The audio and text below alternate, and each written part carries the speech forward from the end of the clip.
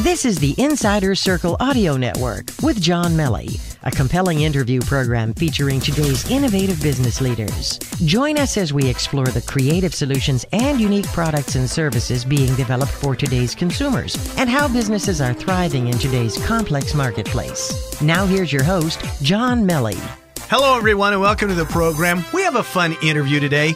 Imagine what your life would be like if you didn't have access to your vehicle. Well, when you have it in for repairs, you get an idea of how much you take it for granted, and it can be a big inconvenience. My guest today is someone who does everything he can to make those times when you do have to take your car in for repairs as painless as possible, and he's developed quite a system to do that. My guest today is Rick McMullen, also known as Ricky Ratchets. And Rick was raised around cars. His father and his grandfather were mechanics before him, and his father started a Shell service station.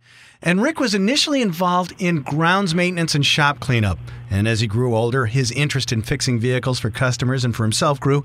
And soon an apprenticeship was completed, and Rick became the manager of the family business.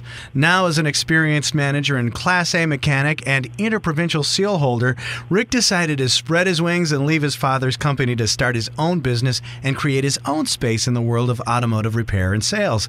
So Ricky Ratchets Auto Repair was created and opened its doors in October of 1993. You know, Rick, I could go on and on about all your accomplishments, but let's just dive right in. How are you today? Welcome to the program. I'm doing really well, and thank you for having me. Sure. Question. Ricky Ratchets. Where'd it come from? Well, before I ever opened the company, my wife and I were driving on the highway, and she said, if you were going to open your own company, what would you call it? I said, I'd call it Ricky Ratchets. Yeah? There was ratchets in our toolboxes. We used them on cars every day. And all the older mechanics used to call me Ricky Ratchet. No kidding. Yeah, no kidding. There goes Ricky Ratchet. That's right. Well, it has a little bit of an alliterative quality to it, nice ring to it, so I suppose that makes sense. So, Ricky Ratchets, you created it. It opened its doors in October of 93. So, talk to us. What sets Ricky Ratchets Auto Repair apart from any other mechanic? Well, really, there's a lot of things that set us apart, but to name a few, I think it's the real diligence in fixing the car right and sticking with it until it is fixed right. Mm-hmm. Hence, the loaner cars really came to be because we would give somebody a car to drive while we're looking into that hard-to-find problem. And you know what? Sometimes that takes a considerable amount of time, and you really want to focus on the car. Mm-hmm. And that's what really sets us apart. We're not just the mill of fixing cars, like pushing them in, pushing them out.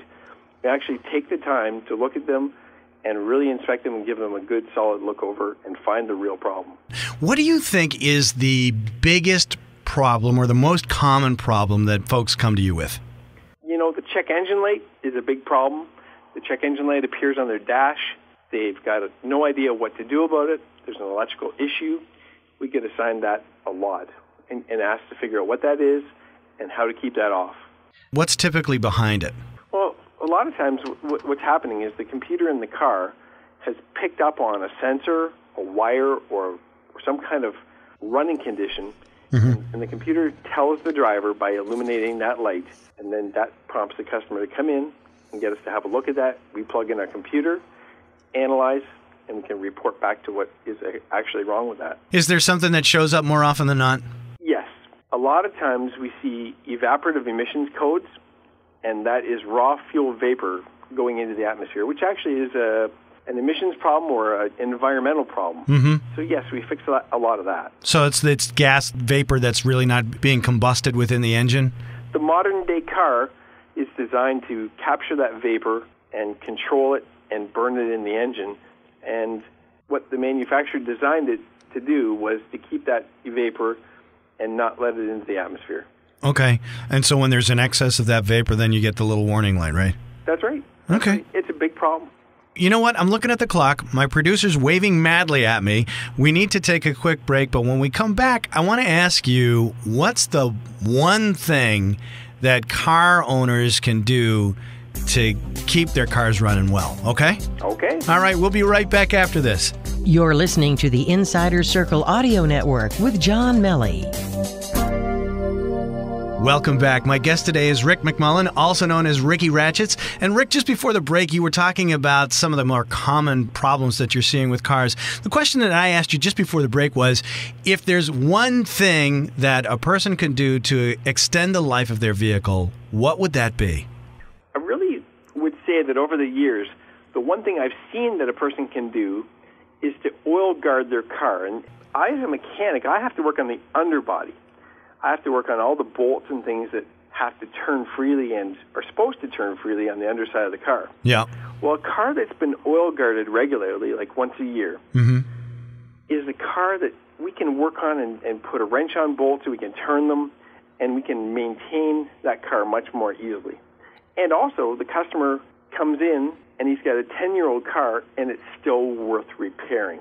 It's not rotted away. Okay. The ones that didn't get oil guarded are falling apart and really hard to work on.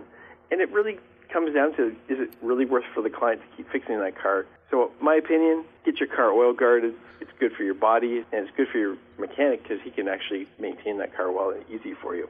Interesting. So oil guarding, it's different from an oil change.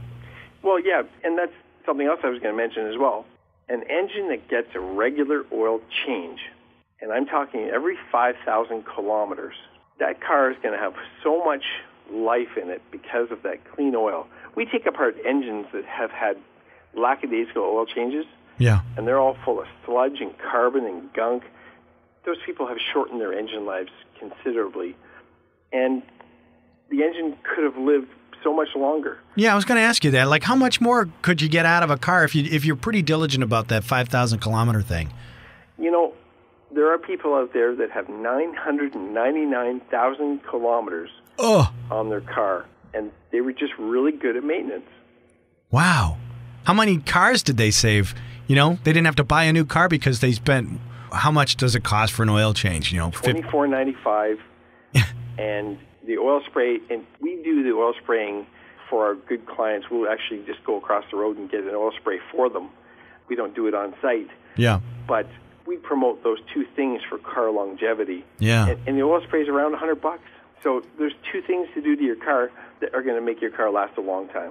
And it's a heck of a lot cheaper than a car payment. That's right. That's right. Wow.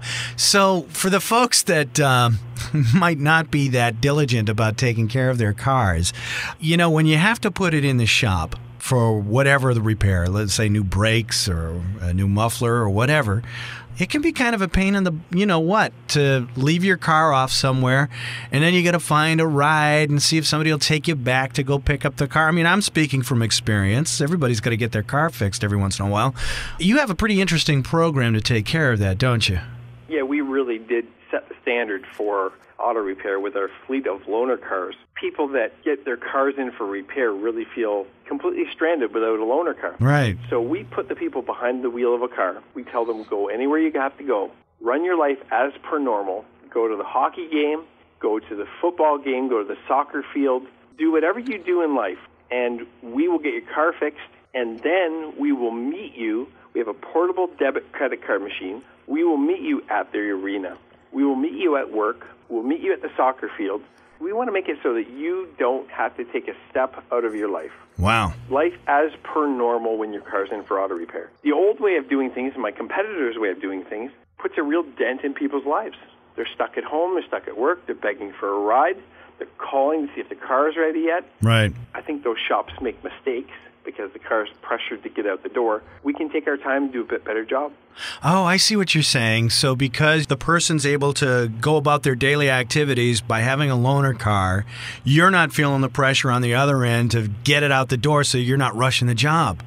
It makes for a better job, and it makes for a few extra road tests that day. Yep. It just makes sure the job is just that much better for the client. It's really all about them. It makes it better for them. Yeah, that's something I never really thought about because, no offense, but there are a lot of folks out there that probably have the impression of, you know, okay, auto mechanic, yeah, let's see what we can get for it and, get it out the door, and then it gets out the door and it's one of those things that, it's going to be a hassle and you got to take it back because there's a clunk somewhere along the way and you're just like, I didn't hear that rattle before I brought it in here, Well, Well, our ambition is to road test the car thoroughly before it goes back, and then we find the problem that in our own work, and we repair it before the client ever gets the car. Interesting. I think that's the missing link in my competitors' auto repair shops, and I have fixed that problem and made it to the customer's benefit. Not only the convenience, but the quality of the workmanship goes up.